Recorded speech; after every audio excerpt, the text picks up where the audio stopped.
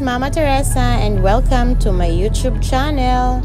So today's video, I am going to feature 3 different accommodations in Maramag, Bukidnon.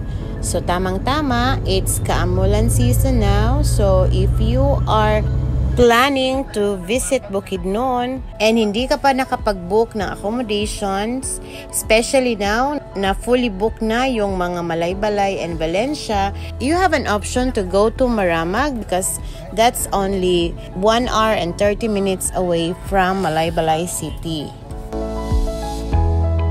So here we have 3 types of accommodations, and first is the Margaret Hotel. Margaret Hotel is located along the highway sa mismong sentro ng Maramag, Bukidnon. If you are going to Cagayan de Oro, it's located on the right side of the highway, malapit sa 7-Eleven.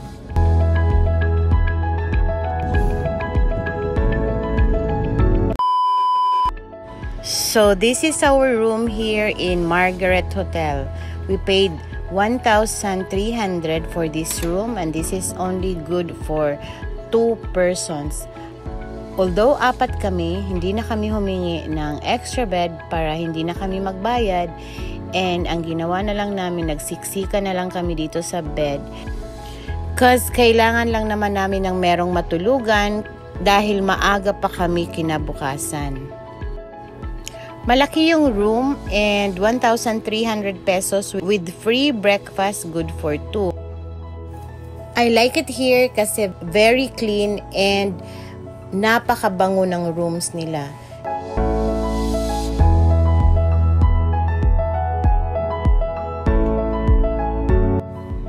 And what's really important dito is, aside from being malinis, meron din silang hot and cold shower.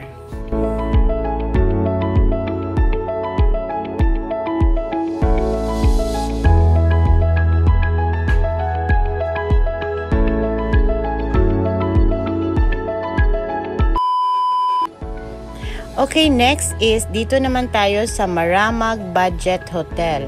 This is located a few meters from the highway. If you are coming from Davao City, nasa left side naman and few meters from the highway. Good morning, guys. Hope na ako natara ko.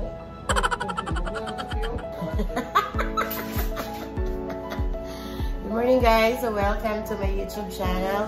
Today we are here at the Maramag Hotel Hotel Maramag Budget Hotel here in Maramag, Bukidnon, because it's my brother-in-law's birthday and we are staying here in this hotel. Now today I'm going to show you our room accommodation here, and I like it here, guys, because it's very clean, and as in really clean, spotless ang cleanliness nila here. And they have a very good service sa ilahang mga staff dito. They're very polite and very accommodating. And this room cost 888 pesos, good for 2. And meron pa silang mas mura sana, kaya lang hindi na available when we came here. So the other room, andun yung sister-in-law ko and yung isa ko pang sister-in-law. So, ayun, guys. I hope you enjoy my video here. So, here meron silang table and a menu or list of the menu ng mga food nila na pwede kang umorder through the telephone. Yan, merong aircon at ito yung bed nila. Good for 2. Uy, mag-videos ako diya. Sa kabilang side, meron ding table. And dito naman is meron siyang TV na nakaharap sa bed. Meron din siyang mirror. Ayan, merong whole body mirror. At dito naman is yung tukador. Dito mo ilalagay yung mga gamit. And also, yung tsinelas nila is hindi siya same color. Siguro to avoid na matempt yung guest nila na manakaw yung tsinelas. Ito naman yung bathroom nila.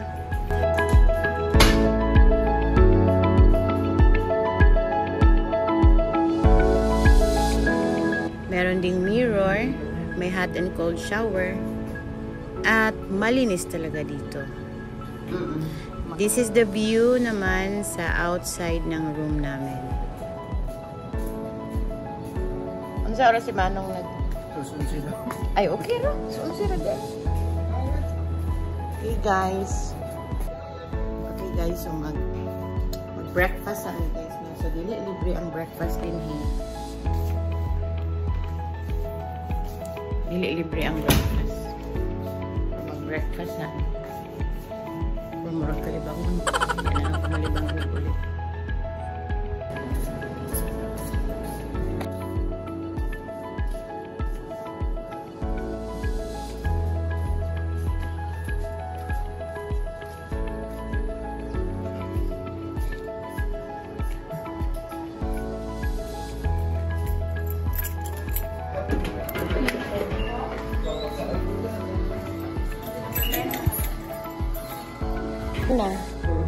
Wala na, wala juga picture.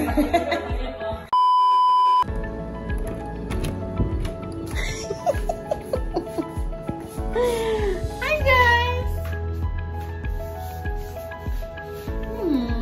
Wow! So mag-check out namin guys, no? Kaya ang mga bata nga tuwa sa balay nila Manoy at tuon pa namin maligo sa kudaan.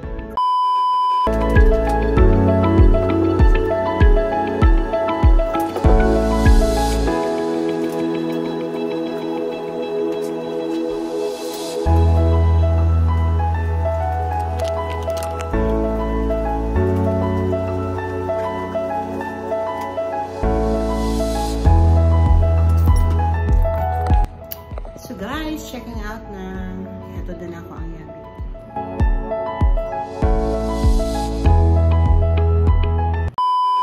Sa among stayhan nga budget hotel kaya mas nice. Or sa Hotel Margaret.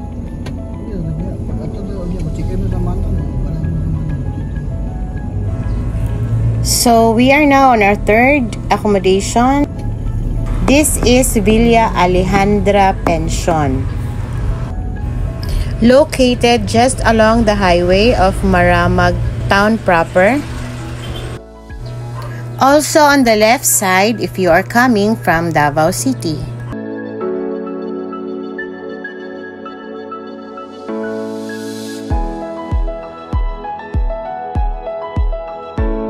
So this is the room that we occupied.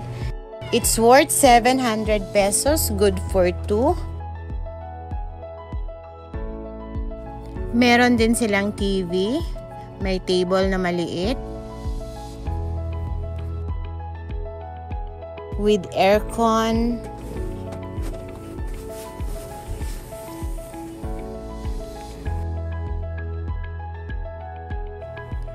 at ito naman yung toilet nila. Meron siyang shower, kaya lang yung pressure ng water nila is hindi kaya yung shower. And also, wala siyang hot and cold. Check daw. Ha? Punta to dito, be. Ikaw lang, di ko mauban.